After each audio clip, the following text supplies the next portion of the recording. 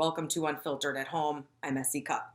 It's clear that COVID-19 has affected the entire world as daily life has come to a complete halt, and that is the case especially in the media business. Whether it be on talk shows, general news programs, or even on radio, the way that journalism is shifting because of this crisis has allowed for people to become much more creative, but also change their styles, be it from their house or anywhere else. I spoke to 4 different journalists from 3 different locations and backgrounds to see how they've been handling their jobs since the start of the crisis. Hi, my name is J.D. Allen. I'm the Assistant News Director at WSHU Public Radio. My name is Nico Cantor. I'm a reporter/broadcaster for TUDN. I'm Danny Jamieson, and I work for Premier League Productions. Hi, I'm Kate Mason. I'm a presenter for Sky Sports News.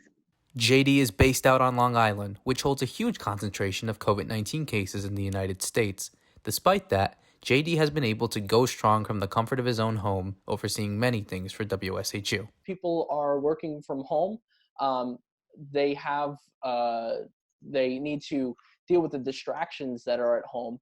Some of the pros are that I can attend a meeting just over the phone rather than having to go to a location or down to a conference room. It's funny that we start to talk about Zoom meetings so much, where you could be professional on the top and relaxed on the bottom for everything that's out of frame. Nico is based out of Miami, another huge hub of COVID-19 cases in the country, but also he has found that his work has been going very strong, even when the circumstances are different. We've been trying to manage different type of scenarios. We're on rotation, the talent here at TUDN, so we'll work in the studio for a couple of days, 5 or 6 days, and then the new team will come in and so forth. Over the span of 3 weeks, basically, we're switching in and out, trying to minimize contact with everybody, and obviously keeping the measures that go along with the guidelines from the authorities. Danny is based out in London, in England, which has seen about 90,000 cases in the UK alone, and while the disadvantages are noticeable, Danny says that it's allowed him to become much more creative. So we usually also we have a studio set up near just on the outskirts of London. So obviously we can't use that anymore.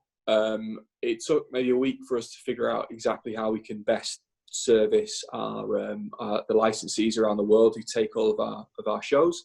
And we've ended up coming up with a load of various different shows that we can make from home. Also based out in London, Kate has been able to confine herself working at Sky Sports on most days, but acknowledges the advances in technology that have helped in different forms of media coverage, even when major events in the nation are happening one after the other over the last few years. I think people are exhausted, really. I think, it's come off the back of Brexit, which is one of the biggest stories they probably thought they'd ever cover, and then the election, and then now there is a pandemic.